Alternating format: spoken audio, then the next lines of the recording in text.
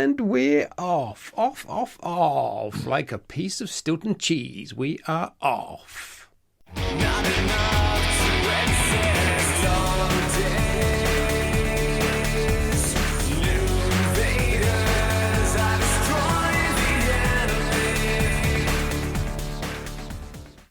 Well, let's have that as an intro, because if you're a piece of cheese, I'm out of here. I can't stand bloody cheese, mate. Welcome back, guys, to the 10 Pence Arcade Podcast. I'm Alex Crowley, and with me today is my lovely bald-headed biscuit muncher, Mr. Shaun. Holly.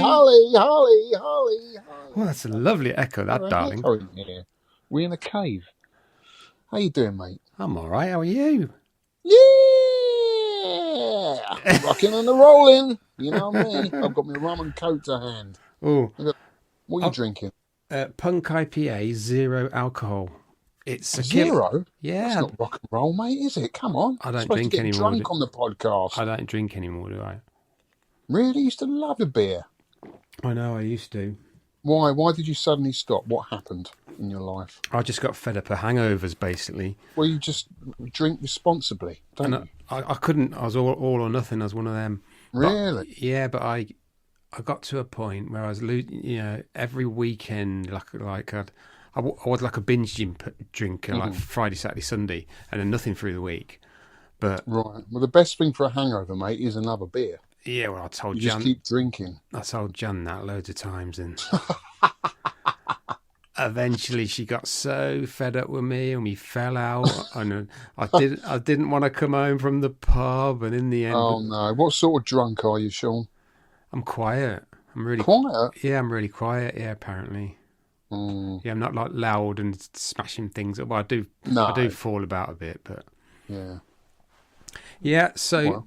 I feel a lot better. Last few years, a bit more creative again, and Yeah? yeah. What have you created? Any worlds? They create worlds. No, I know they do. Are you part of them now, are you? Or are you on your own there creating? I'm still trying to do my music. We did look back at a world this month or last month, didn't we? The amazing Artemis rocket to the moon. Did you watch any of that? Yeah. It was amazing, wasn't it? Absolutely blown away. I followed every minute of it. I thought it was amazing. Yeah, it shows you what they can do. Well, what was fascinating for me, I mean, you get a lot of the technological sort of talk about how they do it, how they go about it, and problems they're trying to solve and all this kind of thing. But the thing I found fascinating is when they came back and talked about the more personal experience, that they had while they were up there. And in terms of, a spiritual side of going that far and looking back at the earth and just seeing it in complete darkness. That's one thing that I took from it. That, it wasn't the size of it looking back, but it was the space around the earth that they found overwhelming. Just the darkness, and that we were just so alone in all this darkness. And you can't really explain that in words unless you've been up there and seen it for yourself. Do you know what I mean? That was pretty incredible. And I think the reason we see the stars is through our atmosphere, isn't it? Yeah. So when you're in space, you don't see the stars. No. Yeah, they actually said that it was more like a 3D effect that you don't get from Earth. Everything's in different perspective, and it just awe-inspiring, listening to those astronauts. I watched all of it. It's really fascinating. Yeah, so that was really cool, mate. I love all that kind of stuff. Growing up in the 70s, after sort of the Apollo missions, I just found the whole thing fascinating. I've always had that fascination as a kid with it all, and to see him go back there again was incredible in our lifetime anyway. Hopefully go back and land in 3 years' time, they reckon? 3 years to be back on the moon. Oh, that'd be good, wouldn't it? Yeah. So anyway, yeah, what you been up to, mate? Ooh, I've been to Rufford Old Hall, Ormskirk. Yeah, what's that? It's National Trust Place. It's lovely. Oh yeah. Yeah, we haven't been for ages. The actual hall itself is an old hall with bits in it, like nice chairs and stuff that you're not supposed You to do sit. like your halls, don't you? Yeah, Jan loves them. Like really atmospheric halls, a nice coffee shop. So I Yeah. thought, Is it has it got historical background? Does it go back to a certain age? Is it an old Viking hall maybe, or Anglo-Saxon? well, Or is it there's more of a modern people sort of charity hall? there's people that volunteers that tell you stuff, but they carry on for 20 minutes. So we've learnt our lesson and we avoid them now. Yeah. We speak to a couple of them and they're full of energy and like full of life and they tell you all about the stuff. But after a couple of them, I think we're going to be here all day. Yeah. So like we sort of move past the others and look at the scenery. There's 4 posted beds. There's bookshelves. There's chandeliers. Did they offer you any coffee while you were there? No. And the reason why I ask, I always find that these places like halls always offer you the worst coffee, like 1970s Maxwell House coffee. I end up just chucking it over the wall. It's so bad. You know, we complain about the prices of coffee and they offer you one for 50p. You know it's going to be bad. It's going to be Maxwell House. The National Trust places, a lot of them have really nice like tea shops, coffee rooms, restaurants or whatever. And this one I had, I think it was a flat white, which was gorgeous. And I had a Cornish pasty. I don't know why. And that was like huge and it was amazing. Yeah. Like you could tell it was homemade. Maybe not like immediately, but homemade on site and then like warmed up or whatever. Yeah. But oh god, yeah, it was expensive, you know. But you're paying for the surroundings and a nice walk through the trees. You know, there's some lovely woods there. Yeah, it's a day out really. It's really nice. The bluebells out?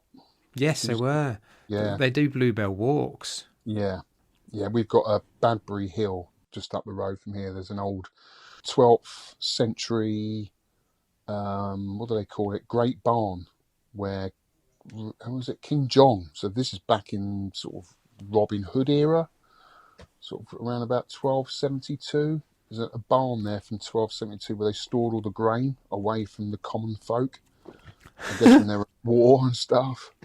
And it's incredible. And you walk around there and there's woods and there's bluebells. All the bluebells are out. It's absolutely beautiful. Beautiful time of year. I love spring. Yeah, it's great, isn't it? Yeah. So what else you been up to, mate? Well, I'm going to just mention this. I was going to do my Krav Maga green belt, right? Oh, yeah. And it was 10 till 4. I thought, I can handle that. Get a bit of water, a few nuts and raisins, had a bit of a breakfast. Yeah. But it was 2 hours catching up, like a recap of the yellow belt, which I've got, a 2 hours catch up on the orange belt, which I've got. And then there's a bit of a break in between. And it was like, I've been there for like 5 hours. Bloody hell. And I hadn't got to the green belt. And by that time, I'm kind of losing it, you know. I have to lay down. My fitness is there, but the mind's going, you know, like I can't take in another technique that they're showing me. This guy's just shown me a move 3 times. It's not sinking in. Right. And I can't, you know, it's a disrespect to your partner if you're doing that, you know, because you can't get what he's doing. And I said, I'm going to have to go, mate, because nothing's sinking in. Do you eat before you go and do it? Do you have a dinner before you go? No, very light dinner. Because I have like 2 hard-boiled eggs and a bakewell tart. Oh, nice. Bit of sugar. Now you're talking. Bit of sugar, bit of protein. Bit of custard on the bakewell tart as well. Oh, yeah, lovely. Yeah. No, it's just cold, but... Cold. Oh, I don't mind cold. Cold custard. Oh, yeah, I can eat that. I eat that out of the... Like thick skin custard. I used to love thick skin custard. Oh, My nan used to make great custard. Skin was about an inch thick. My mum and dad owned, released a transport cafe for years, and I used to go over there. They used to collect me from school, and I used to go in there. So, yeah, I have some custard that's left over, like a big vat of custard that they didn't sell. Oh, fun memories they were. Oh, right. Yeah, so that's Krav. So I didn't get the green belt. physically I could have done it because I'm as fit as all of them, but mentally I was gone, mate. I was absolutely gone. So can you not go back and do it earlier in the day, maybe? I'm Does that have to be going to so see late? him just because he did 3 belts, and he said that was very ambitious to get people through 3 belts in 6 hours. Yeah. But yeah, I might go back and just try and do the green belt, not the others. I'll see what he says.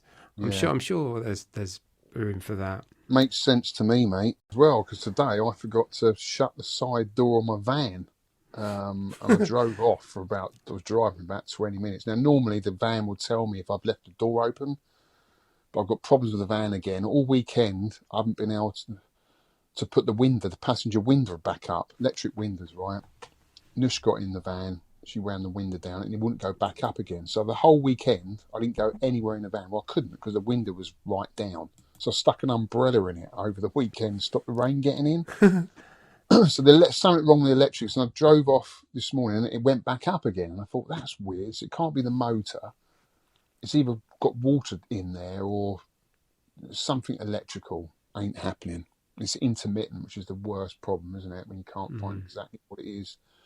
Got in the van today after work and none of the warning stuff come on, which it normally does if I leave a door open. So I drove about 10 minutes, and then I just heard this almighty crash. And I looked in my side mirror, and the whole side of my van went flying out of the van onto the roundabout. Oh no!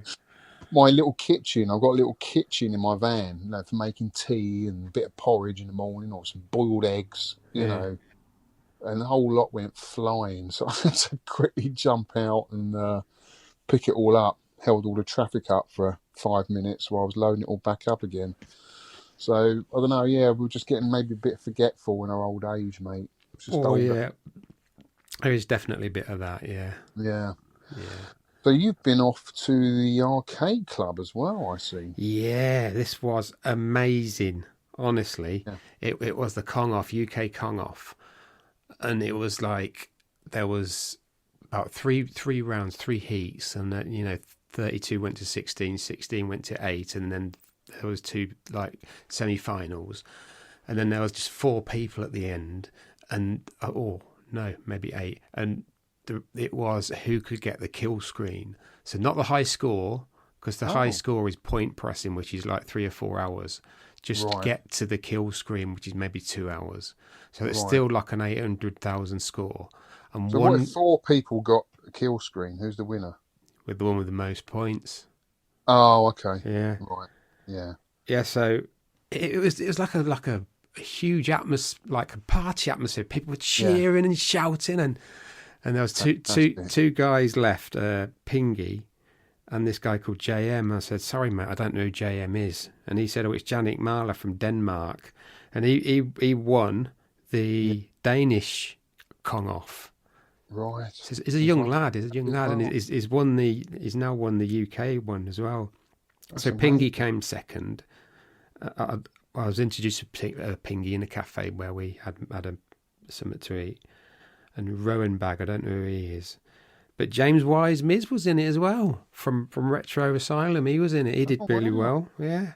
And guess who turned up about 7 o'clock? Who? Only Walter Day. No. Yeah. I heard he was in Ireland, so he was kind of on the doorstep, really, wasn't he? Yeah, Walter Day.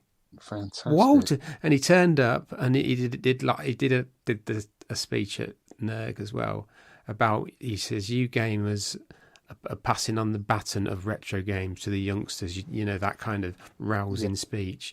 But there was a couple of young players. That was there? That Jannik he's got to be 23, 24. Wow. Something like that. So, yeah, it was a really fantastic atmosphere, really great. And actually, because Vic stayed over at mine on the Saturday night, we only went Sunday, and he was showing me like tricks and techniques for Donkey Kong. You can, and I thought, actually, it's a game you can learn, not just faff around. Yeah, you can. The higher up the level, the more chance you've got to steer the barrels. Yeah. But he said, look, you can you can trap all the fire things, whatever they're called, to one Yeah, side of the yeah. thing. That's level 2, isn't it? Can't remember what platform. Yeah, it's level 2 where you And trap then one side. then you can go up. I think the rivet level, you can just point press by jumping up and Yeah, right against right near Donkey Kong. I suppose a lot of people did that, but Vic got over 100,000, but yeah. he didn't compete. Oh, he did I compete. think, He did yeah, he compete. did Yeah, compete. Yeah, I saw him. He's usually a 200k player. I've seen him yeah, get 2k on my machine. He's a good player. yeah. I think he That's a got. good Dave Ashton, UK Vac was there. Yeah, he's a good He player got as a well, good isn't score, didn't he? I think he? he Yeah. got to second round. No, that's cool, mate. It's cool. It's all been streamed on, I assume, Twitch. I don't know. Yeah, All 8 screens. It was really good. fantastic. And what did you play any other games while you were up there, or it was just Donkey Kong, really? I played a few pinballs. I played Darius Burst, which is that 4-player Darius game. You do Yeah, need huge cabinet with the speakers under the seat. it's a really good game, but you do need 4 players Why do you need 4 players? to get the most out of it. I think Really? there's What, four further into it, you mean? sticks. Yeah, I think so. Yeah. Mm. I've got it on the Switch. Plays great on the Switch. Or So, what I have been playing, I played some pinballs there, obviously. yeah. Yeah, they're always good to. There's a couple of decent shooters on the Switch I've played recently. I don't know, one beginning with X or something, or X out. no. Earthian. Oh, it could be that. Earthian. Could be that. Yeah, you played that at mine, do you remember? Yeah. Oh, yeah. Yeah. Yeah. And some cool shooters. Pop round to your house. Can't remember the names. Yeah, the Switch is good, isn't it? But when it's fantastic, mate. when you hook it up to a big LCD, it's great. Yeah, it's good. And a pinball as well. That was good. Have you got? Is that Zeno tilt on here or Demon tilt or something? What we on? What are you talking about? The Switch pinball. Yeah, well, I was going to get into that, and when I was in a bit about what I've been up to. Oh, sorry. Yeah. No, Go that's on, cool, mate. So, what else you been playing then? Scramble. I'm back to Scramble. Scramble. Is that what you played at the arcade club? Yeah. Yeah, a little bit, but I played it at home as well. Yeah. Didn't play any Congo Bongo at the arcade club. No, I've gone straight up to that. no, leaving that alone. Oh dear. And Dougie-Yoon, why am I still playing Dougie-Yoon? There's something about it. Something about it. Because you've really got to play well. You don't have a smart bomb. If you get a wingman, Hang on a minute. Listen, you've moved on to what games have we been playing? I haven't talked about what I've been up to yet. Oh, sorry. You totally just blow me out there, haven't you? You huge month, and you've gone straight on to what games we've been playing. So a bit excited. Sorry, mate. Go on. That's all right. Could ask what we've been up to, Al. What games we playing? There's no delaying. You should be staying for what games we playing. Oh, yeah.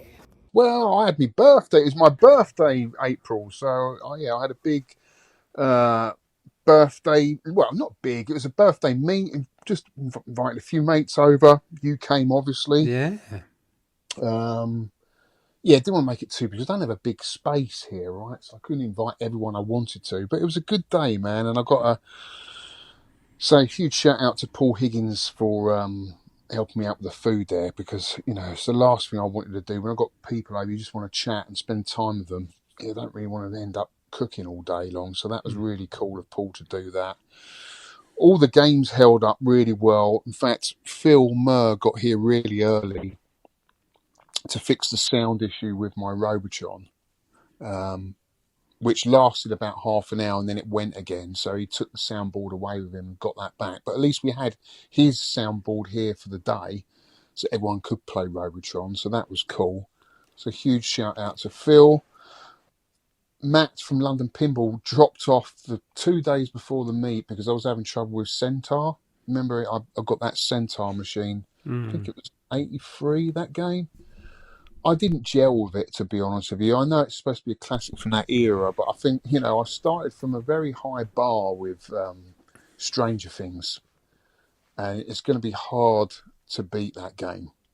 And Centaur just felt like dropping right back down to the bottom of a pinball experience, if you like.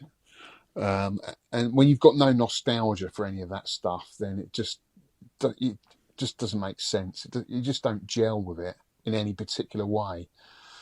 And I just found it really sluggish. I like the pinball, the art style of it, but I can't just have a game in here just on the art style. It's got to be a good game. And compared to the amount of shots that Stranger Things had, it just seemed really limited. 2 to 3 shots really I could see that were worth going for. The other one was rock hard to get. Just different experience. And then I had a problem with it. What did I have a problem with it? I think it was the flipper. The flippers didn't work. That was it. Tried a new fuse in it. That didn't work. In the end, Matt just said, look, I bought another pin along with me. Take this. So he pulled out Attack from Mars, which is a super cool pinball. It's from the same designer that designed Stranger Things. It's got the same fan layout as Stranger Things. And naturally, I've gelled with it straight away. And it is a better game. I still prefer Stranger Things, though, saying that. But it is a more playable game, definitely. So that was great to have that at the meet, and people really enjoyed that. The usual crowd hogging the machine, getting the high scores. But you actually got a really high score on that, didn't you? I got 1.9 billion in the end. Yeah, I mean, that's good. I haven't beaten that yet. Mind you, I haven't played it that much because I've had so much going on since then. But I will beat it. So yeah, that was really cool. I love the little aliens that bob up and down when you activate them. Yeah. And you got to obviously hit the flying saucer ship in the middle, very similar to Stranger Things. You got to hit the Demogorgon in the middle, and it shakes about a bit. So yeah, some cool features on it, cool theme. Nice pin. Would I own one? Probably not. Still love the Stranger Things pinball. I think that for me is still the one to beat. But that was cool. Lots of love on the Tempest, and Buggy Boy got up and running. People were loving that. Got a fantastic score on Buggy Boy, which I've yet to beat. It's lovely having that game working in here. I've got to do a video on that. That's my next video for the channel, Buggy Boy video. I had the BBC Micro set up with some games that people had forgotten all about, like Frack and Daredevil Dennis. Do you remember them, Shaun? No? Yeah. Well, I didn't have a BBC. I went around my mate's house to play a BBC. But like they had the best version of Elite, I think, of the 8 bits, the BBC version. And the best version of Chucky Egg on the BBC. Yeah, you think so? Yeah, there were 100%, There was loads of them, weren't there? Yeah, I mean, the Spectrum one was great, but I don't know, the BBC one just beats it. I don't know what it is. Something about the BBC one. I didn't own a BBC, but I had loads of experience of it at school, and my best friend Rob had one. Used to go around there and play a lot of games. Starship Command was probably one of my favourite games, and still is to this day one of the best games on the BBC Micro 8-bit console computers. And Frack, great game. Devil Dennis, great game. Yeah, I love the BBC. It's a beautiful machine. I've got it set up here now. I love it. It's really cool. So I'm glad Is that the one where the screen shakes a lot? Daredevil Dennis. No, you're on a motorbike. It's a little. You've got to do stunts. You've got to get over. Have you ever played Stunt Cycle? Yeah. Is it an Atari game where you've got to get over? It's a very early black and white Atari game. You've got to jump over the stunts. It's very similar to that. Every level was different, and all you've got is accelerate and brake. That's the only controls you've got. Oh, and jump. Accelerate, brake, jump. So you can decelerate while you're in the air, which you have to do sometimes, and then accelerate again fast to get over different obstacles. And each time they keep adding more to the levels. It's a fun game. It's a memory game, but it's a fun game. Desmond's Dungeon. Don't remember Desmond's Dungeon, no. I might have got that wrong. I think you've got that wrong. Something like that. Desmond's Dungeon, what the hell? The Neo Geo went down well. Section Z, Time Pilot 84 had running. 2 classic games, in my opinion. Section Z is such a great game. Yeah, it's really, really cool. Really enjoyed that. Yeah, and that's about it, really. Had my birthday, had the meet, and just been working, mate. That is about it. Getting my games room all sorted. I've had a little bit of a move around in here. You know those little new wave toys I've got? You know, Yeah. the arcade machines. I had them all on a shelf. I've mounted them all on the wall now, in between the posters and the pictures, and they're all wired up. And they look really cool on the wall. Because I think they're all too bunched up together. You couldn't see the side art, and now there's like 2 foot between each one. And I'm probably going to sell 3 of them because I don't want too many. I'm not going to buy any more of them. But I think the classic ones that I've got, Asteroids, Cuba, Missile Command, Food Fight, Dragon's Lair and Tempest, and Ghosts and Goblins, that's enough. But they do look cool mounted on the wall. And in their place, I've put my Neo Geo carts, which is the next big thing, man. The Neo Geo Ultimate. Yeah, I've seen this. You've Yeah. ordered it, haven't you, Shaun? You've ordered Yeah. it. Have you No. ordered it? Oh, No, I can't pay like you pay like hundreds of pounds for a game. I just don't have hundreds of thousands, yeah. I don't have the money. But Mm. I've played loads of Neo Geo in emulation. It's a Yeah. lovely system. Yeah, it's a collector's thing. I mean, for me, and I did do a video on this, for me, I've always wanted to own an AES. It just so happens I've got space now for an MVS system. So I've naturally gone down the MVS route, having an arcade machine. And to be honest with you, the carts are a lot cheaper. Well, 10 times cheaper. And I don't mind if they're a bit battered and bruised and the label's coming off. As long as it's an original PCB, it works, it runs in my cab, I'm a happy camper. But I've always wanted an AES to go with my SNES and Mega Drive, because there was a shop in Goldhawk Road in Shepherd's Bush that I used to go in. I'll never forget it to this day. I think it was called Raven Gaming. And you walked in there, on the left-hand wall was full of Mega Drive, the right-hand wall was full of Super Nintendo, American, Japanese, PAL, and at the far wall behind the owners of the shop was the Neo Geo collection. To me, that was the pinnacle of gaming. That was like heaven for me. It was just all the 3 systems I wanted to own. It was incredible. But you know, just Neo Geo was just out of reach for most people. So with this new Neo Geo AES Plus, it's a chance for people that couldn't afford it or had no experience of it back in the day to finally own one. And I think what I've heard, it's going to be great. So the games are priced at 70 quid. You'll be able to play your original carts on it. You'll be able to put a converter in it to play MVS carts. Because I think Fortech is involved. He creates the MVS converters. So if he's involved, then it should work with the converter. That means I don't have to buy all the new games for it. I did buy the Ultimate Condition because I did want some AES games. And it's nice to see games like Shock Troopers on the AES for the first time, because it never got an AES release. It only came out on the MVS. So it's nice to have that. But more than that, I think it would be great for the homebrew scene, seeing new games coming out for it, because that's expensive. You know, if you want a homebrew game, they only do like limited runs, because I think it's expensive to produce these games for these small companies. So if they can get these games onto these new Neo Geo carts for 70 quid, the homebrew stuff, I think it's brilliant, absolutely brilliant. So I bought right into it. I love the Neo Geo. I love that 16-bit art style is kind of just the pinnacle for me. It's beautiful. I love it. And I love playing the games. I love exploring the library. It's such a cool library. So yeah, that was really exciting news. It's been hot topic on YouTube recently and amongst everyone. I think it's fantastic, mate. It really is. So yeah, that's what I've been up to, mate. Oh, you've written down here. You've missed this out as well. Sorry. What have I missed out? The Kong off final. You've got the scores down here, mate, as well, haven't you? Oh, I have, yeah. Yeah. Oh, dearie me. Yeah. I asked. Hang on. Yeah, I asked Russ. I said, I know the guy. There was a JM that won it.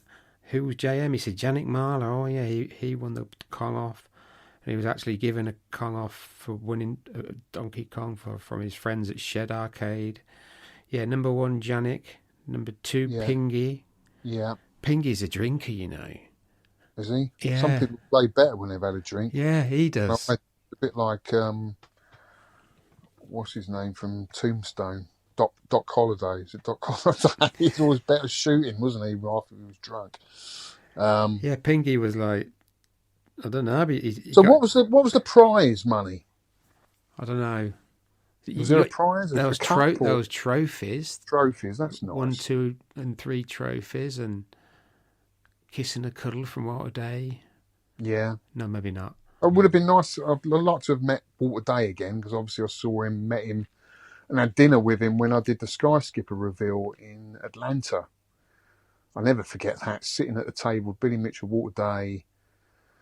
Who else was there? Van Burnham, who wrote that arcade book. Whitney, John's Arcade was there. We all sat round, went out for dinner, all of us. And the stories that Billy Mitchell and Walter Day had were just absolutely fascinating.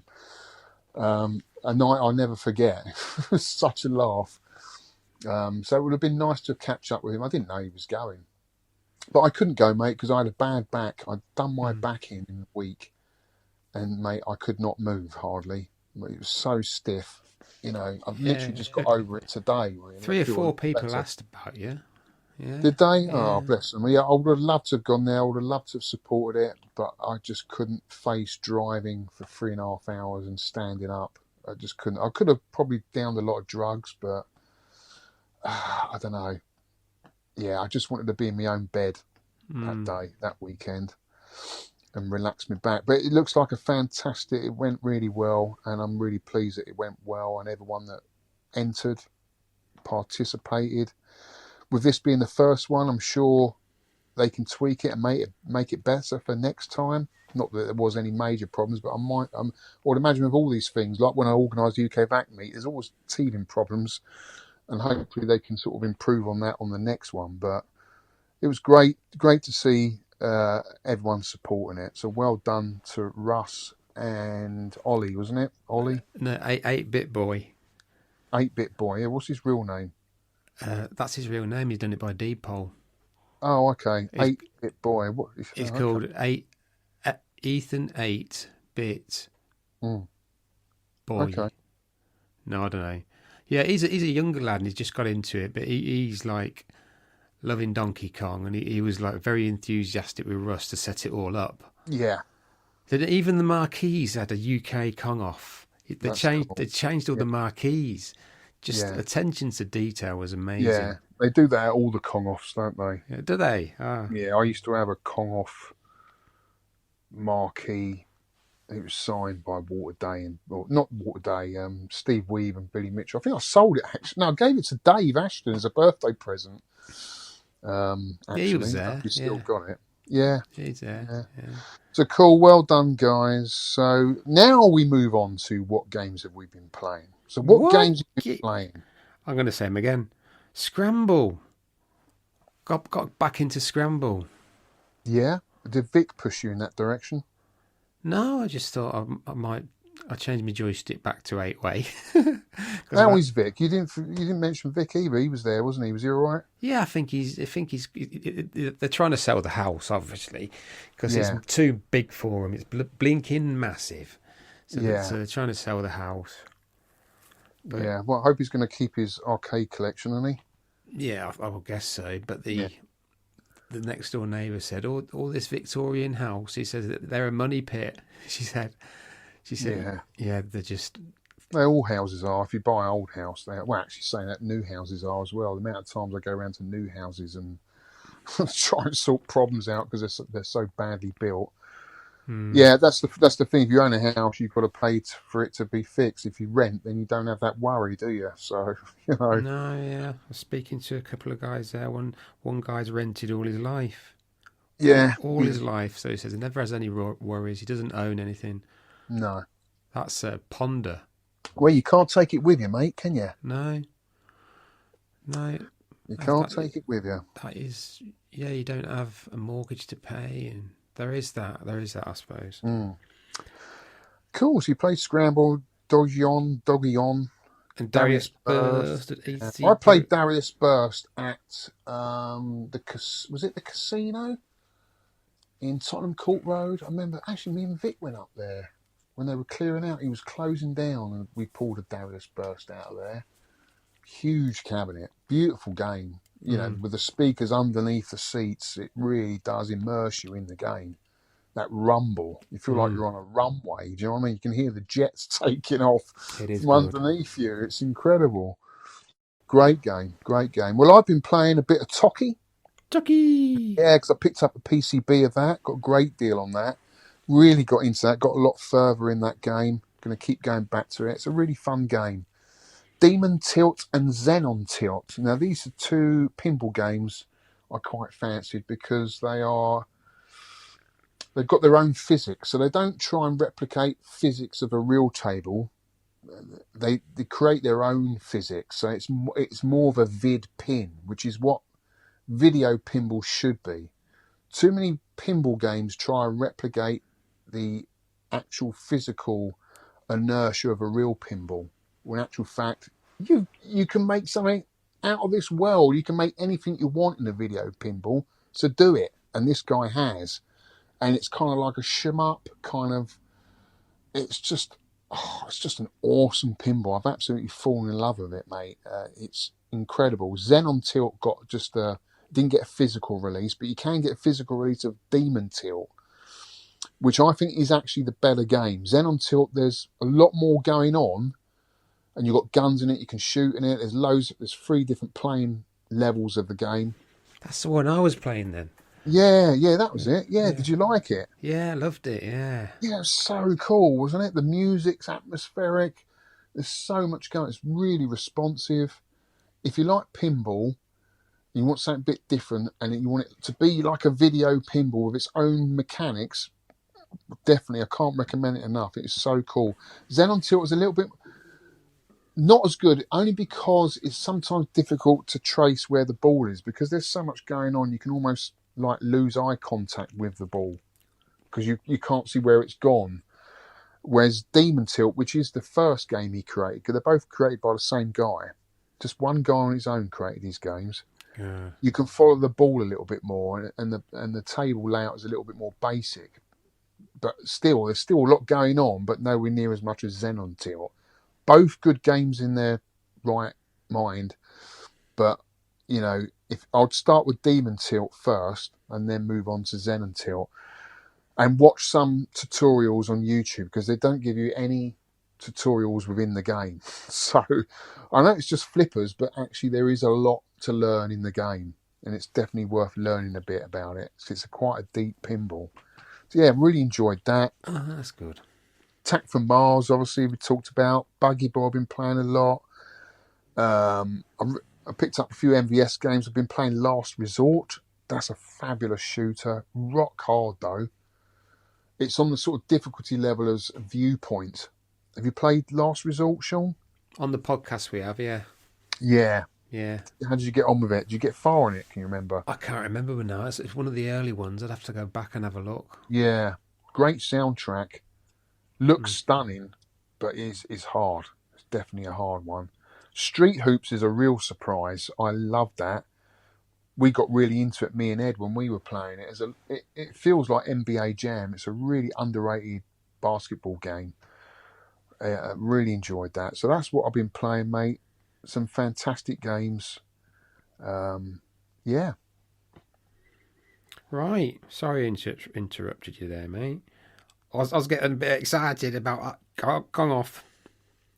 That's all right.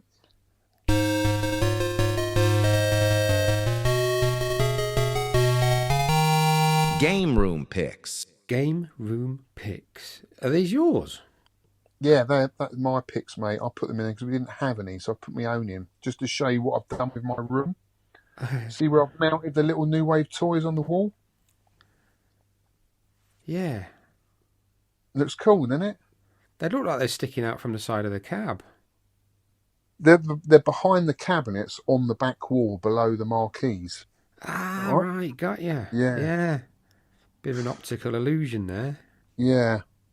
And then I've also got my vinyl in frames as well in between, which looks great. And then the picture below that is the space where they were, and I've put my Neo Geo MVS carts on there because I love the box art for them.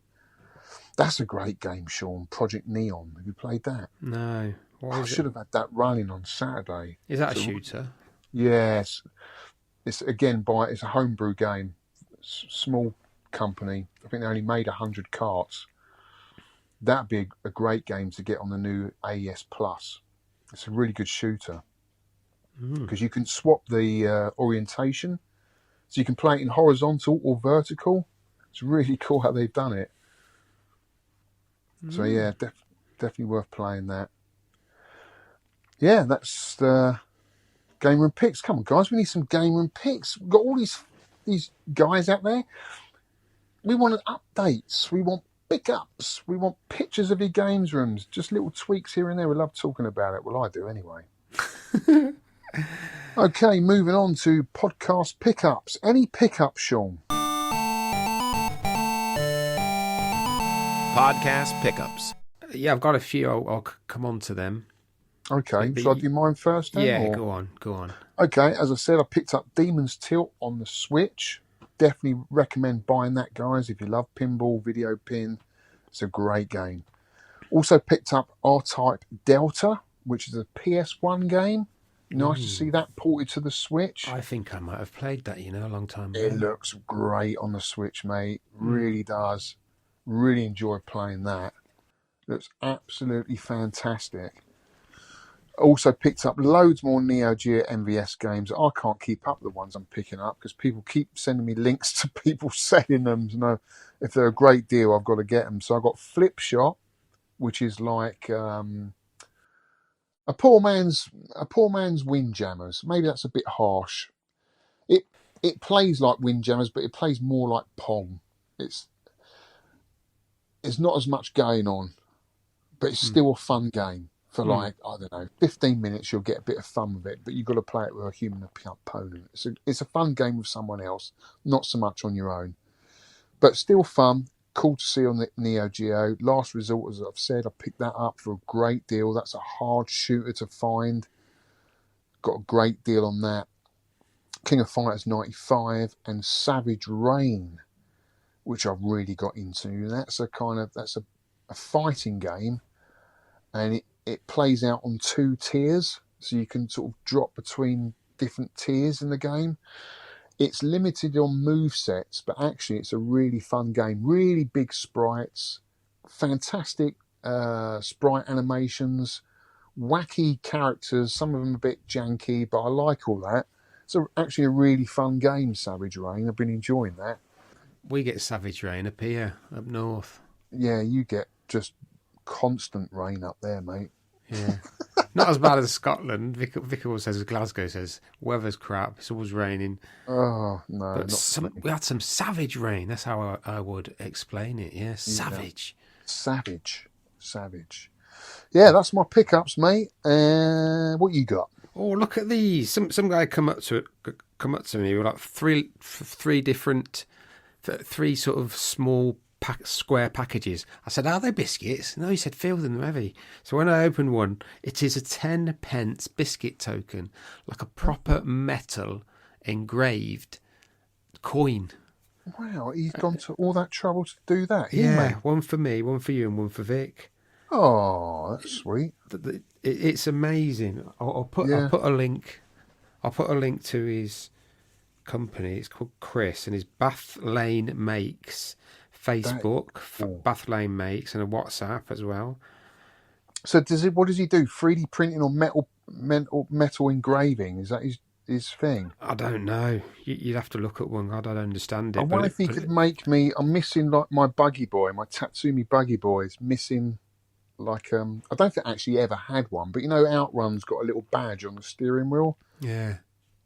Buggy boy doesn't have one, and everyone goes up to the machine and goes, "Oh, is it missing a badge?" I'm like, "No, it never came with one." So it'd be nice to make something to sit in the middle of the steering wheel. Whether it be plastic or metal, and I could glue it on, would look super cool. Just with maybe the Tatsumi logo or buggy from the Buggy Boy would be cool. I don't know if you can do that. It's Chris. Chris at Bath Lane Makes. Yeah, that is cool, mate. They're lovely. I'll put a link in show notes. What, are you going to post them down to me then, Shaun? I could have given to... It was going down your way. Didn't think of that. Don't worry, I'll see you when I see you. Yeah. Anyway, these are my pickups. Oh, yeah, because, Yeah. Shaun Tags is giving you his pickups. No, they're mine. He says, pretend they're yours. Look what you've picked up this month. Wow. I have picked up, I'm being good, a range of gaming t-shirts, Outrun and Ghouls and Ghosts. I made a garish t-shirt. It's UPL's at Mutant Night, a dodgy game that I liked as a kid. You should pick it for your game of month. It will get some discussions going. And also, I quite fancied a Shinobi. So I got a Shinobi, Mega Drive Shinobi, but I sold it many years ago, and now a friend has been to Japan and gifted it back to me. So I got that now. Well, that's funny you say that. I've just recently I'm looking for the Shinobi, the Super Shinobi 2. I've got that one that he's got. That is a fantastic game. The only other one I need in the series is the second one, Japanese, and it's really hard and expensive to get. But that is cool. I love the t-shirts he's done there. Yeah. Have you seen his Ghosts and Goblins figurines he made? They are awesome. I saw the Outrun one that he did. Yeah, a they're little really Outrun. cool. I love his table there as well. You see his table, his beer table he's got.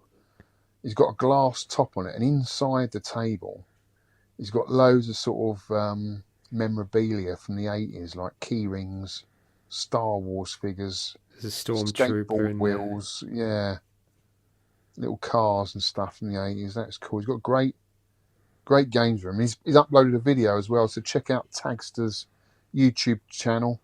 Great channel. Regular updates on there. Go and check him out, guys. Fantastic guys, Shaun. Yeah. Well done, mate, with your pickups. He's taking the helm from me because I don't have any, he said. He said, all you pick up is a cold, an injury, Yeah. or biscuits. He says, you don't pick anything else. He said, oh, sorry, mate, I'm not a collector. He says, what if I pretend I'm you? Yeah. Get inside you. You don't actually know it's a bad idea. No one wants them. And then we've got the same name. We've got the same birthday, 10th of November. No one would ever know. Yeah, and that's it. There's no other comparison. Really. No, he lives in Australia and I live in Blackburn. Yeah. We could be twin brothers. Anyway, enough of that rubbish. Not rubbish. It's good. Very good. Cheers, mate. Here we go. Friendly shout-outs. Shouting out your face. A massive shout out to the team at Arcade Club who made the Kong off such an amazing day. Lewis, Jay, Andy, Darren, Julian, and all the others behind the scenes. I'm sure there are many others. And also a big, massive, big up the big boys to 8-Bit Boy and Retro Russ. Everyone I met at the Kong off. Yeah, I met some of the high school heroes, I call them. Carlito's a lovely guy. Rygar, Mitsuyama, Mr. Berserker. The only guy missing was Aid Skyway, because they're all the top players. He wasn't there, I don't think. And I met Ian and Tracy, Funk, and little baby Joshua. And he really latched onto me, Joshua, and they took a picture. He said that's unheard of. But usually people pick him up and he cries, but It's funny. He sent me. I like Ian. I sold Ian my Electrocoin a year or two ago now. Lovely guy, and his wife Tracy. Yeah. He sent me the picture of you holding the baby, and I thought, "Blimey, be careful, we might drop it." Oh no, lovely. Yeah. And also Danny Frothmeister, he walked up to me, and I felt I'm not very good at names, but I remember faces. And all of a sudden, Frothmeister, he says, yeah, that's me. And he's been listening to every 10 pence episode from 1. Oh, my God. Because you can get them on Spotify, kids. Up to 199. And then 200. He says, now I've got to wait for a whole month for another one. I wonder if you added up all the time of all those podcasts, how many days that would add up to. Do you know, or weeks? I don't know if there's 200 podcasts, A lot. and they're like average an hour and a half each. That's like a lot of hours. It's 600 or 700, isn't it? Might be a year of listening to the 10 Pence podcast. He loved it. He said he loved it. All right. So he's up to date now, is he? Yeah, so he's got to wait for the next one now. Anyway, Chris. Don't tell me this is the first time he's been listening to them. I don't He's know. listened to them. I don't know. Oh, Perhaps he's. he's just found us. He's only just found us. He's going back to Yeah. issue 1. Chris. I've been calling him Chris for ages. He's actually called Phil. Sorry, Phil. And Darren Hatton. So they had a good chat about C64 sound, a C64 sound device or something, or a PC sound device, something like that. Darren is a very good Gradius player, Nemesis player. Ben, Groove Furnishings, we call him Groove Furnishings Limited, but now it's going to be called Ben Groove Furnisher in the high scores. Mr. Ponder, had a good chat with him. James was there, James Brindle. Andy at Arcade Club, had a good chat with him. He's lost loads and loads of weight, you know. Has he? And then the normal lovely lads. He's Jimmy, Charlie, Fast, Sul, and Tronads. And there's got to be other people I've missed because I was losing my voice again. Where like I go to these events, I just chat to people, and then by the end of the weekend, I've lost my voice almost, because you have to throw your voice, don't you? You have to project your voice if you're in a loud environment, Like you do on the podcast, Shaun. Yes. Protect your voice. Protect it and project it. Yeah, and some people would have surely missed. And also to Jimmy G and Shaun from the Pie Factory podcast. They are back, I say, after 5 months. Like, I went off for 3 months and Vic went off for 3 months, but we kept the podcast going with different hosts, didn't we? But they're back, and they covered Simpsons Bowling and Crazy Taxi. It's a really entertaining episode. So get your ears around that Pie Factory podcast. Cool. They're our American brothers and sisters. Not sisters, brothers. And a big shout out to the HR guy there at Arcade Club, Darren Townsend, who was the venue manager for a bit. Hope your shoulder heals up soon, mate. He's had a bad shoulder. Cool. Well, I just want to shout out to Phil Murray for helping me with the Robotron, get the soundboard fixed. Paul Higgins on the food. Dave Ashton and Fraser for fixing the pinball with his magic glue. Well done, Fraser. Dave Alton for sorting out my food fight stick, because I've got a brand new food fight stick and it plays wonderful. It's beautiful. Made a hell of a difference on the day. And Matt at London Pinball for coming out here, sorting me out another pinball because he couldn't get the other one fixed. So big shout out to Matt as well at London Pinball for that. So yeah, awesome. Cheers, guys. This is a quick shout out for Rygar's Arcade Odysseus. Oh yeah, I saw this. He sent me this. This is great. I love this. Yeah. There's a bit on it about, early arcades and why we were so fascinated as kids with the like the kung fu. It was all kung fu and sci-fi, weren't it, when we were younger? Yeah, and getting in how to get in the perfect arcade stance when playing a game. I love that. I recognise Davo in there, Yeah. Yeah, it's great. Check that out. Yeah. Rygar's Arcade Odysseys blog. There'll be a link in the nerd shirts. Listener feedback. Not so much this week. Is that all we got? Yeah. Wow, that's off my YouTube channel. Yeah. You got none on the podcast, none in the UK VAC, nothing at all. No, there's a lot of comments on the high scores. Right, seem to okay. get a lot of comments on that in the actual. So there's a lot to read out there. Okay, so we got Dave Retro Games played badly, keeping me company at work. Used to love Midnight Resistance, total game changer with the rotary controls. I agree, mate. Buggy Boy, awesome addition to the collection, mate. Favourite arcade racers, Sega Rally, Rad Mobile, hard driving. I fell off my skateboard, smashed my kneecap, put me right off skateboarding. Was he talking about me, I think, wasn't he? Or was he talking about, because I had an accident as well. Yeah, you face planted, didn't you, off your That's skateboard? it, yeah. I did like skateboarding, but I just felt nervous getting on one. And he goes on to say, I was just about to say Diana Dawes. We talked about Diana Dawes being the godmother of Adam and Ants. That was it. Yeah. Great podcast, chaps. Thanks for the company. And this is your mate, and it's ZX Yeah. Tetley. Midnight Resistance with rotary sticks. Whether I played that back in the day, I have no idea, but I need to try it. That swear filter sound effect cracked me up for some reason. I put a swear. You put a swear in, didn't you? Oh, yeah. It wasn't a swear word, was it? I only said bloody. Oh no, I didn't bleep them out. No, I didn't. You must have said something else. Okay. Buggy Boy reveal finally. Such an awesome cab. Thrilled for you, mate, for getting that fixed. As a non-dunker, as well as a non-tea drinker, Shaun, you have gone down in my estimations. Well, yeah, I like a coffee with no biscuits dunked in. Kraftwerk, now we're talking, were awesome. The godfathers of electronic music. Saw them at Tribal Gathering many years ago. Tried to get tickets to see them at Bristol this year, but impossible. This year? I didn't know they were here. Great podcast, fellas. Really enjoyed this one. Thank you, Tetley. What's his real name? Sorry. Lee. Thank you, Tetley. Yeah. Clues in the name. Tetley make tea bags. Make tea. That was a UK advert, wasn't it? It was. A UK. Was he a Yorkshire guy? It was a Yorkshire guy. I couldn't tell by that accent. I thought he'd had an episode. Don't do sense.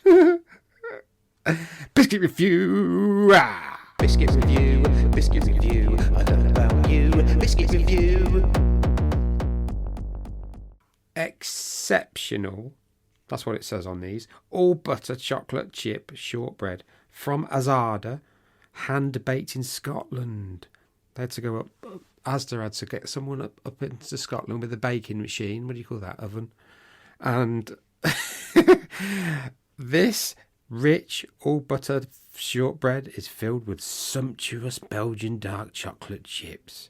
It was a chocolate chip biscuit, but obviously it was so much better because it's like shortbread, it's Scottish, it's sumptuous. No, it's not Scottish, it's from Belgium. Where's that? Denmark? No, Belgium. I don't know. Yeah, lovely. 100 calories per biscuit. Yeah. And you probably eat the whole packet, don't you? Well, Jan says, I'm not having any of these. We sit down to watch a movie and she says, oh, go on, I'll have one. Go on, I'll have another. So I end up eating 6 out of 8. But that's good. That's good.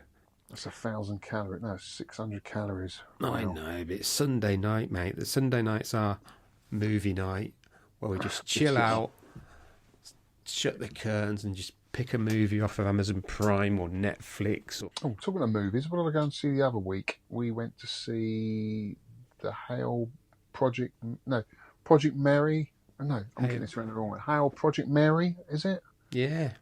With Ryan Gosling. That was a brilliant film. What a fantastic film. You seen it? Yeah, I saw it at cinema. Project Hail Mary, that's it. Yeah. Yeah, I saw it in the cinema. Good, wasn't it? It's really a bit long. That was my only negative. It was quite a long film. I felt they could have cut it down a little bit, but I really enjoyed that. It was just a fun. Normally, space films are quite serious. You get this lonely bloke in space who's always dead serious and panicky. But this was just a fun sort of space movie. I thought was really good. Not comedy as such, but just the way he went about things was funny. You know, I thought it was really good. Really good film. Ryan Gosling's a great actor. Jan's nephew is Ben Jenkin, who's Ryan Gosling's stunt double in a lot of things. Oh, right. Yeah, so really, really close tie there. Cool. Yeah, so Yeah.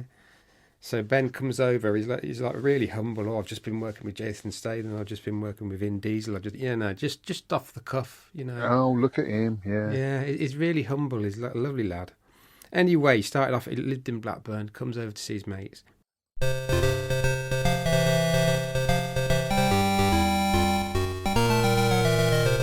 Musical memories. Musical memories. We're getting you into the era of this month's game, which is September 1986. which was the last year at school for me. And it wasn't until I looked at the UK top singles chart and album charts I could remember things started coming back to me, which music does. As soon as I listen to a piece of music, it's like, right, I know where I was at that time. So music for me around that era, I think I was listening to a lot of Iron Maiden, getting into those a lot more. I was into them like 81, but then I think I left them and come back to them about 86.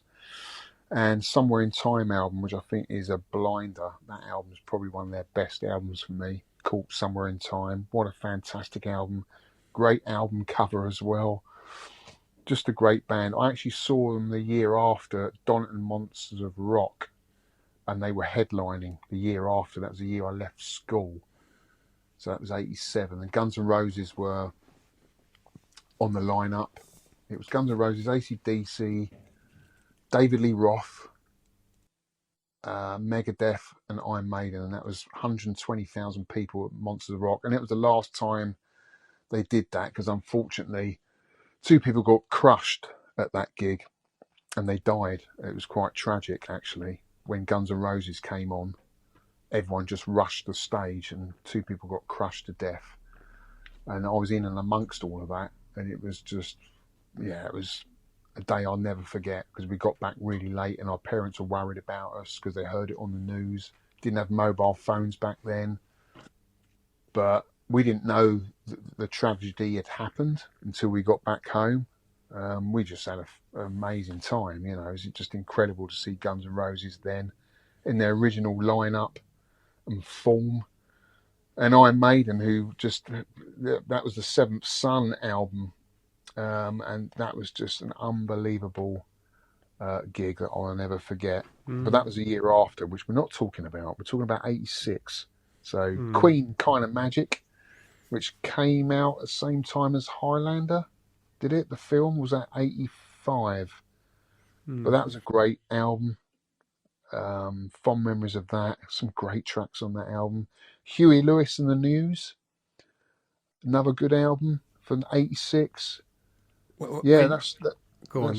Yeah, go on. Yeah, no, that's just it, really, mate. That's what I was listening to back in the day. I remember we were up to all sorts of stuff then. We were getting out and about. Our parents gave us a little bit more freedom out and about.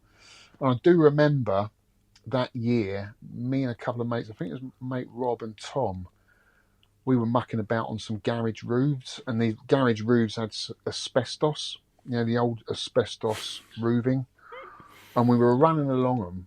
And exactly the same time, me and Rob went through the roof and ended up inside a garage on top of a what was it? I think it was a Triumph Stag. And the bloke was only working on his car as we fell through the roof. Luckily, we landed on sort of the back end of the garage, missing the car completely. But I'll never forget that. We both got ourselves up, dusted ourselves off, and thought, and this bloke just looking at us.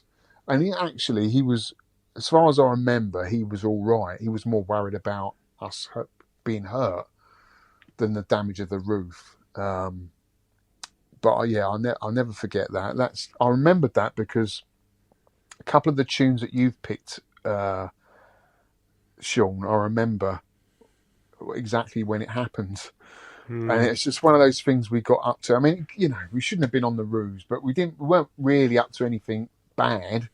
We were just sort of mucking about, but hilarious that we ended up inside this garage. The bloke was in there working on his car. It was just something I'll never forget. I can't remember what happened, to be honest with you, other than that, whether we had to pay for the roof, I can't remember, but I'll never forget that. Oh, I've got loads of stories I have to tell him later about growing up in a little village. Yeah. Well, what was you listening to then? Right, because I left school, I did another year at school because I knew I wanted an IT, I wanted a computer O-level. And the computer teacher was absolutely useless, really bad.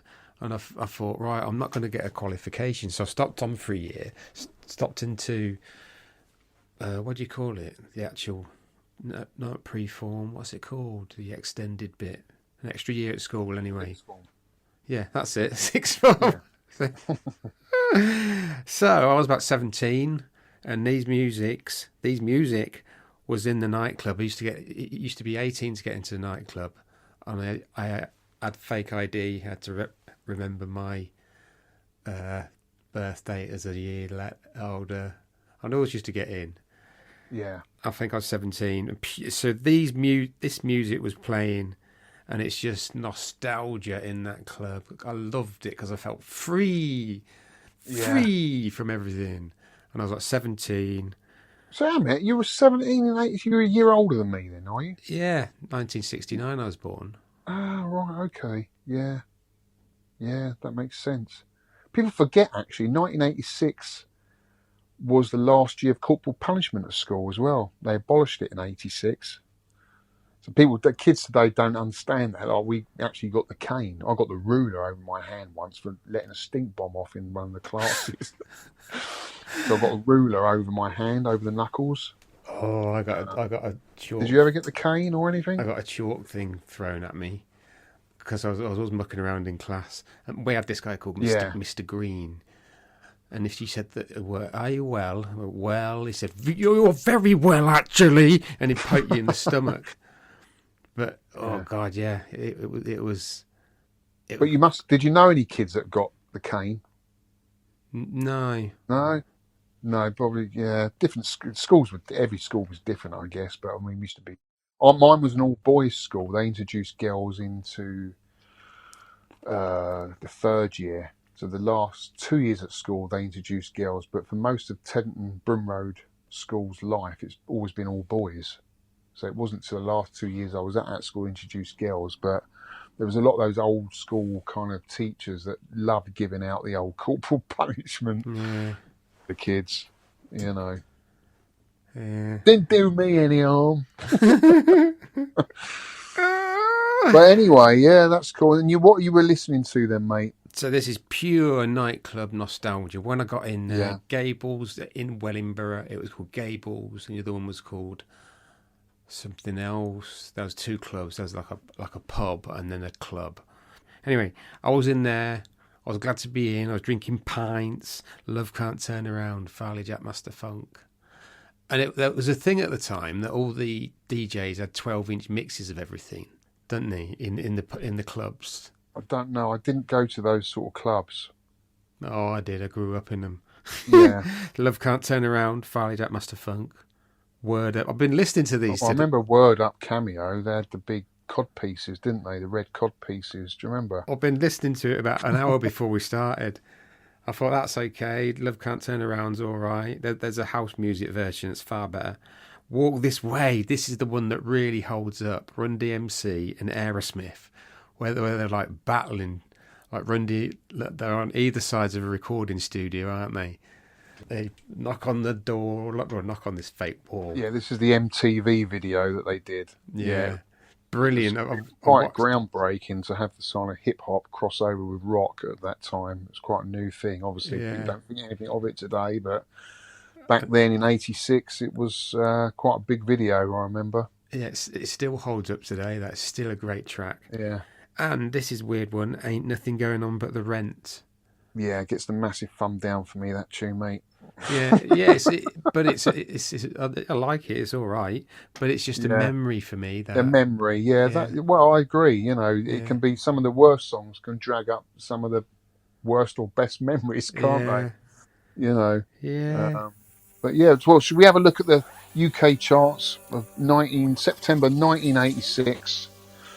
And some of these tunes in here, God, jog some memories. So at number 10 going down, 8 weeks in the charts, Human League with Human. I'm only human. Do you remember that tune? Yeah. Yeah?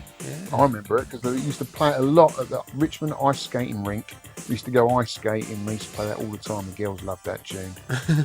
Anita, So Macho. This is right now where the 80s starts going downhill when you've got Stock Aitken Waterman producing absolute crap like this. The Pop Machine or something. Yeah, So Macho. I mean, what an awful tune. Just Died in Your Arms Tonight by the Cutting Crew. That was a good tune. I did like that. Yeah, that was a good one. Modern Talking, Brother Louie. Doesn't ring a bell, that one. I'll probably know it if I hear it. MC Micah G and DJ 7, Holiday Rap. Do you know this one? You probably know this. No? I don't know that one. It's another one I probably recognise when I hear it. Peter Cetera, Gloria Love, which of course was the hit from the film Karate Kid, at number 5. Number 4, Frankie Goes to Hollywood, Rage Hard. I think this is when they're on their way out. They'd had their hits in the 80s. People got fed up with them by now. I don't remember that tune, Rage Hard. Do you? No. Jermaine Stewart, We Don't Have to Take Our Clothes Off. To have a good time. Oh, God. Yeah. No. We can dance and party all night and drink some cherry wine or something. Oh, dude. You can imagine people miming that, can't you? At a disco. That's another nightclub one. Oh, God. Boris Gardner, I Want to Wake Up With You. Yeah. I don't know that one. Yeah, I want to wake up with you. Yeah, it gets worse. It gets with worse. Your face on my pillow and I'm licking your chin. No, I don't. No. Well, we got the Communards at number 1. It's had 4 weeks at number 1. It's Don't Leave Me This Way. Not a fan of that. That drove me nuts, that song. Yeah, that's the UK charts of September 1986. Does that jog any memories, guys? It certainly did for me. Yeah. Oh, Yeah, it did. so moving on to this featured game review. Feature game review. It is the Speed Rumbler by Capcom, aka Rush and Crash, which is the PCB that I have. I've got the Rush and Crash ROMs. Released by Capcom September 1986 in Japan. It is a 2-button game with an 8-way joystick, and the buttons are for shoot and jump out of your car before it explodes. We did that a lot in the game. Yeah, I put that in. So, Capcom's The Speed Rumbler is very much inspired by the Mad Max and Road Warrior. It's taking place in a vaguely post-apocalyptic setting. A gang led by the evil Zappa has kidnapped all the residents of Peacetown and taken them into their headquarters. The hero, named Top in the Japanese ROM and Super Joe in the English version, takes off into his car, called a Pursuit Vehicle AMT, to save all the hostages, which include his family. As a particularly cruel incentive, Zappa has given the hero 24-hour time limit to make it to the goal in Zap City, after which he'll flat out murder everyone he knows and loves.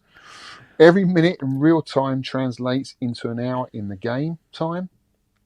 That effectively means that you have a 4-minute time limit for each of the 6 stages. The game is a cross between, I don't know, kind of like a driving game and a top-down commander-style shooter. An interesting combination, especially from this era. It reminds me a little bit of Jackal in that sense. I think they're trying to take on Konami's Jackal with this kind of style, I think, maybe. I don't know.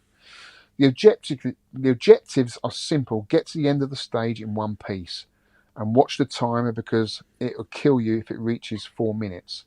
And the time you take to beat a stage chips away at your 24-hour deadline. I can't confirm if Average Joe's ride, which I'm assuming is the Speed Rumbler of the title, is indeed the last of the V8s, because it does look like a V8. It's a cool looking car, by the way, guys. But it's pretty nippy.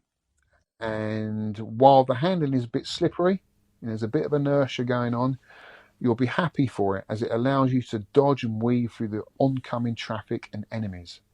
However, while it's got defences in the form of a single shotgun and a health meter, it can only take so much punishment. If the health meter ever gets into the red, the front bursts into flames and you'll have a precious few seconds to press the second button, which is escape. And if you get hit or take too long, the car will explode and take you with it. If you escape, however, you've got a machine gun and an evasive roll on foot, so you can roll around as much as you like. So you're not helpless, but one hit will definitely kill you. So It's just hang hard, on in there, though. It's so hard to survive there. Yeah, and a replacement car will show up if you can get to it, that is. Additionally, along the way, there's hostages trapped, comically oversized cages, free, and pick them up and you'll get these gifts. So the hostages are in these like little jails, and you don't know what you're going to get. I don't know whether they're in order or whether they're random, but you can get a spanner, which increases the length of the health meter for the rest of the stage stroke life, and can be upgraded twice. You get a hammer, halves the amount of damage your car takes. Oh, I didn't know that one, yeah. Yeah. First aid kit refills your health meter. Silver gun, red gun increases the power, reach and fire rate of your gun, can be upgraded twice. Speed increases the speed of your car and can be upgraded several times. And 2,000 points also replaces items you've up. Yeah, this is the bit, Shaun. So the points here, this is what it says. If you get 2,000 points, it replaces items you've upgraded to max. I don't understand what they mean there. Do they mean that you lose what you've just upgraded? Or what? I don't. But the 2,000 points is a question mark. I don't understand that. Because obviously everyone's going for points, but if it's going to downgrade you on what you've already got with your spanner and your gun upgrades, it's not worth getting, is it? Because really, you want to get to the end of the level. Right, I've put this right. Yeah, go on, mate. No arcade game should take 23 seconds to start. Yeah, it was a long time. And the music does great on you for a while. You start and then there's a cut scene and then it shows you a map and then you get into your car. But it's 23 seconds. That's You counted that, did you? I did on the Got stopwatch. too much time on your hands. So I did a save state after that. So I started every game after that had finished. Wow. So that's the joy of playing on MAME. Yeah, so what gameplay? Oh, should I read this? It's a hard game and takes a while to get used to the inertia of the car. Yeah, getting out of the car when it's on fire is extremely dangerous and feels like pure luck if you survive for your next car turns up. It does. Shooting cars feels frustrating, not satisfying, however. Reaching the final stage is extremely satisfying if you make it. Enemies are so numerous, your weapons are weak, and death comes easily. Because it resets all your weapons, doesn't it? Resets everything when you die. Yeah. Bit of a nemesis going on there. And that will take the wind out of your sails. Graphics. I think the graphics, considering the scale and the speed of the game, I think they've done a fantastic job in depicting the small humans and the speed and scale of the vehicles. You know, and all the stages are different themes going on. I think they've done a good job with what they've got with the hardware of that time. If you think about it, I think it's pretty cool to get out of a car, almost like Grand Theft Auto. You're getting out of that car, you can actually move around as a human. It's actually a cool concept, really, for its time. There's can't think of another game that was doing it back then. You know, and it does give you a sense of urgency, like. The game tactics change straight away. As soon as your car's on fire, you've got to try and get that car to a position where it's safe, where you can get out. It's no good just getting out where there's loads of enemies around you. You've got to park it up somewhere if you can and find a route out of there on foot, you know, without getting run over or shot. That's a bit of a tactic, and it takes skill to do that. I quite like that aspect of it, you know. And if you put a bit of time into it, you can get better at doing that. Like all these games, it's all about putting the time into it. It's no good just putting a couple of 10p's in it and going, yeah, don't like it, don't like the inertia, don't like the way it drives, rubbish game. Okay, but give it a bit more time and you'll soon learn when to get out the car. When is it safe to get out the car? Run around, wait for that next car to turn up, and you're back in the game again. I think that's a really cool aspect of the game. I really enjoyed that. Although it did feel like, you're under pressure and you don't always make it, but I thought it was a cool thing to add. Yeah, I didn't think of Would that. you agree? Yeah, I thought once you start to see the flames, you've got to get out immediately, but you don't. Not immediately, no. You've got a few seconds to park that car up and get out. It won't blow up straight away. So I ran it for a little bit longer and then got out where it was safe to do so. And I was starting to get better at it, surviving. And then you just press the roll button. You can roll about and avoid getting hit, which actually moves you a little bit quicker through the game. I thought that was cool. I thought that was a really cool thing. Yeah, sound effects of the car skidding around was great, but I'd like more satisfying explosion sounds. Now, it was a bit pew pew, wasn't it? Yeah, some of it, but I did like the sound. Yeah. Music was good. Changed it up for each stage. Different atmosphere. Ports and sequels. There are no sequels, but there was a port on the C64, which looks okay. It's a C64 and it does what it can. So that's all right. There's only one port or sequel that I could find, nothing else. Yeah.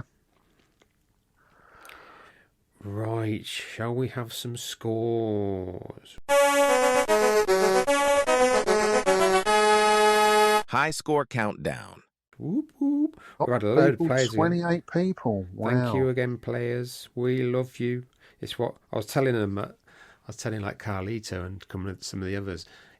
Seeing the banter on Twitter as the like Rygar's beating Aid and then Aid's beating Berserker, and they're all sort of like to and fro through the month. It's brilliant to watch.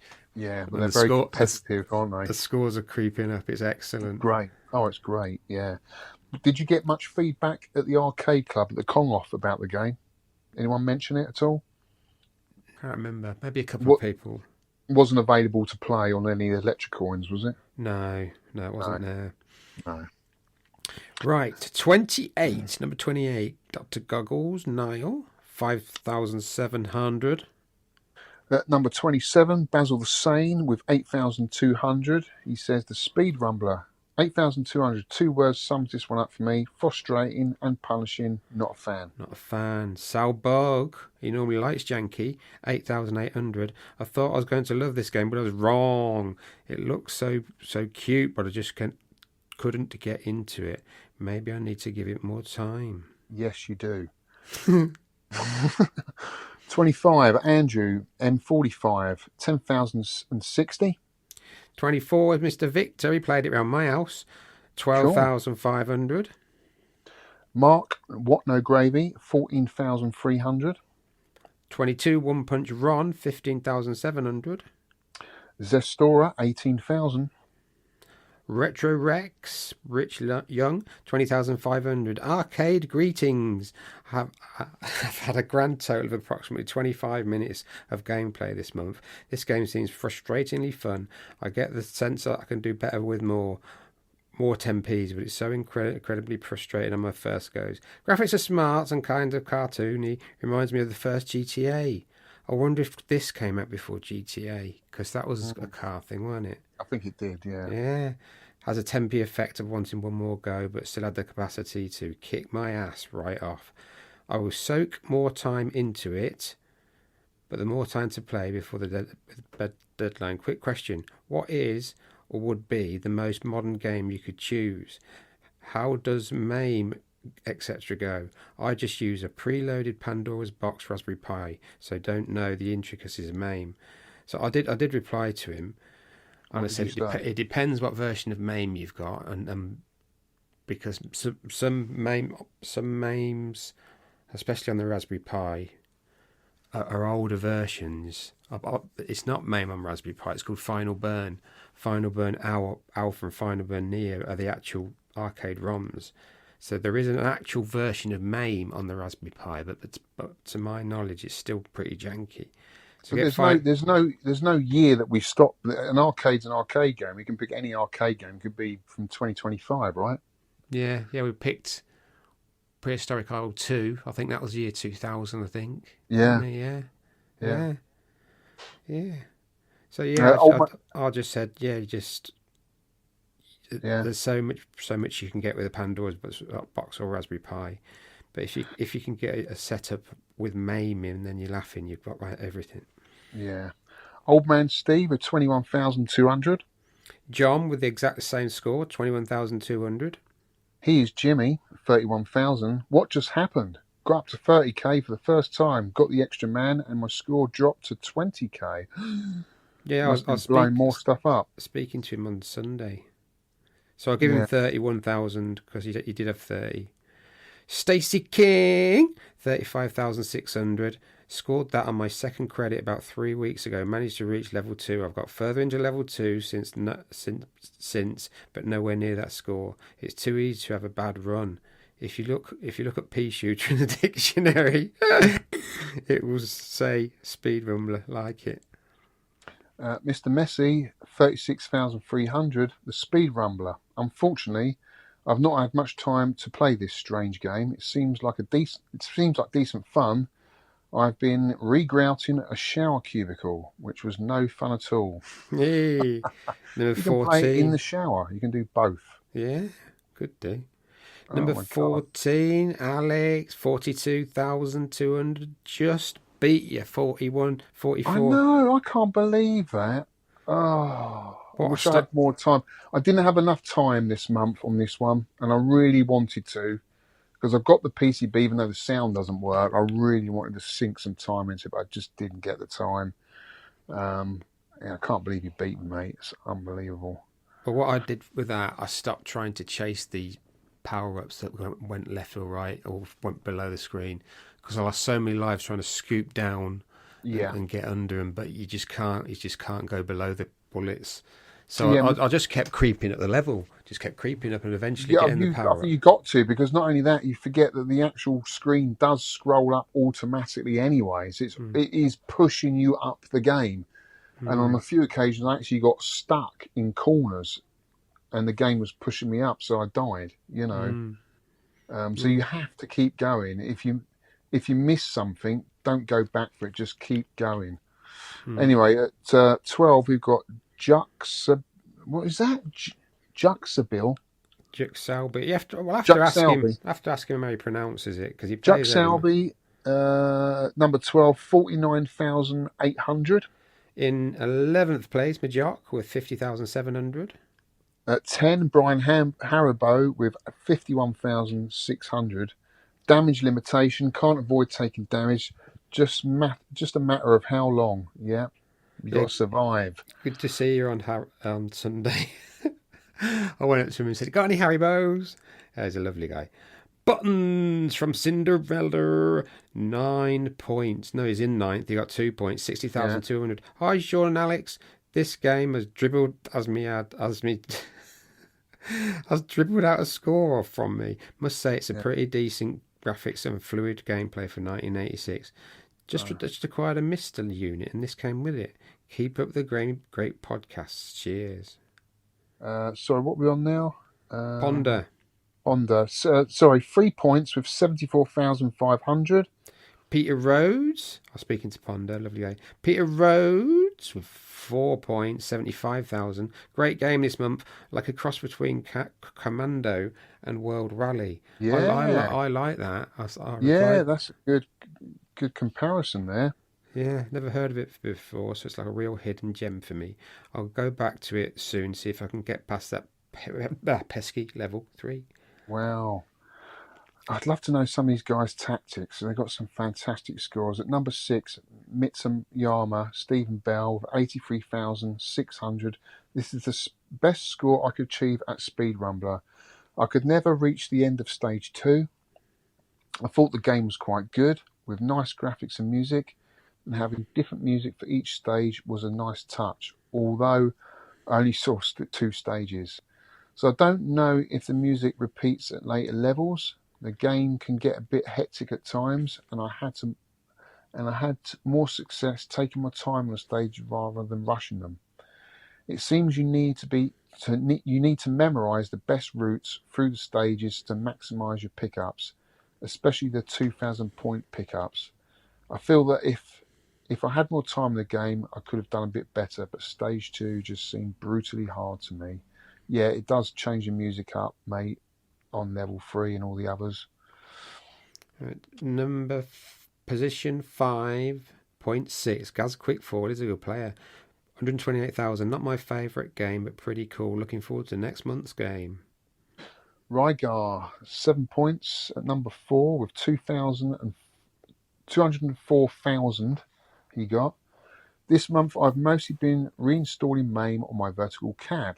Well, that and visiting Easter Island in the land of the Pharaohs. What? But I am back in Arcadia now and finally able to join in this month's 10p score. Never played this one before, but loving the old school Capcom chops. You've been to Easter Island, Alan?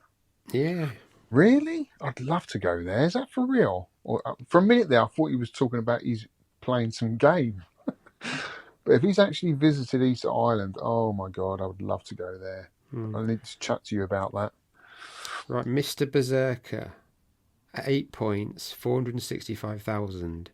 He's put, this is from the Gary Newman song, Cars.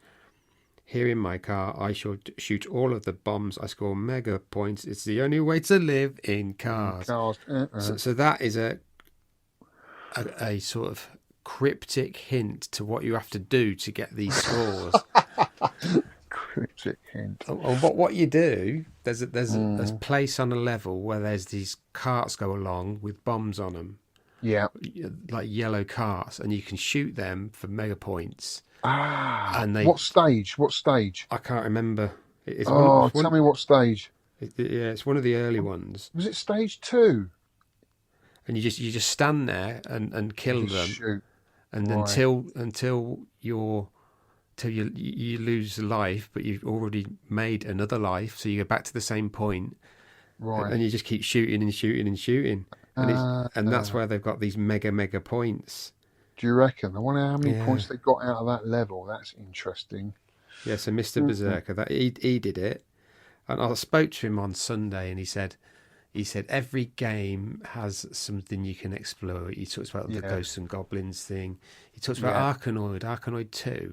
He found a way to get 1.8 million, and everyone else was like 300,000. He said, I didn't put it in because it just seemed so obscenely high. Yeah. And he managed to get the balls bouncing at the top of the screen and then just respawning. Yeah. And it's interesting to know these little exploits, isn't it? But, once you've done it, you really, the goal for me is completing a game. Like, I could sit there on Ghosts and Goblins and just point press for ages and get a massive score, but it's not satisfying, is it? What I want to do is beat the boss. Yeah. That for me is, a massive achievement, more than the score, really. But there you go. Number 2, we have Skyway, Age Skyway 73. He got 597,000. Let me start by saying I'm not proud of the way I got this score. Right, shame on you. Took very little skill, but a lot of finger stamina. As long as you dodge the missile launcher, you're usually okay. So they're all at it. Yeah. They're all at it. Oh, you little scumbags. And Carlito, 10 points with 609,000. The Speedrunner, aka Russian Crash, started as an exciting, action-packed, top-down experience, complete with the catchy soundtrack. It soon into a 90-minute slow, psychological descent into madness. He didn't press a fire button for 90 minutes, did he? He didn't camp in a corner for 90 minutes. So, he got him 10 points. Yeah. That's a huge jump, isn't there, on those last sort of... That is point 3 pressing. players, 4 players are point pressing, aren't they? But they have found a feature in the game, so you got to exploit it. Yeah. Yeah, well, there was in Congo Bongo, wasn't there? There was that little bit in there you could sort of point press a bit, which you had to do, to get the high scores on it. Yeah, jumping in and out the holes, yeah. Yeah. Right, this is the overall league standings after 5 games. Carlito, new kid on the block, is at the top with 47 points. Mr. Berserker is behind with 45.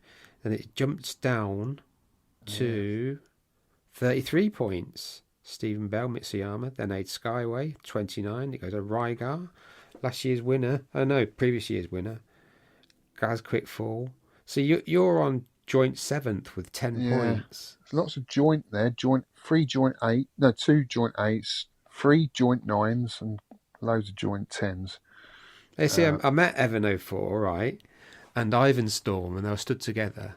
And he says, that's my dad. So Ivan Storm is Evan 04's dad. He's a young lad. Oh, was he? Oh, right. Yeah, they're both Irish guys. So Evan 04, it doesn't put so much on our... No, Ivan Storm doesn't put so much on our score tables, but he's heavily into Twin Galaxies. He puts loads of scores on there. So then it goes down, down, down. See, I'm on joint 10th. With 5 other people. All right, you've still got skin in the game, mate. Still got skin in the game. With all change. 6 points, 5 games played. Oh, I said now, if I don't like it, I don't pursue it. And I used to. Like years and years ago, I used to play it because I was desperate to get the high score. I'm not now. Well, I think if the game's broken, I won't. But I will try it and get better if I can. Because like I said earlier, if you don't put a bit of time into it, you're never going to improve a score. It's no good just putting a few 10p's in and then calling it a day. I think you've got to at least give it an hour or two, get into it and see if you really like it. Because the game can change it up on different levels. And once you start learning all the moves and, the parts of the game, you can get better. And sometimes you can fall in love with a game the deeper you get into it. So, I wouldn't give up too early, mate. Yeah, I have a rule to play each game at least an hour.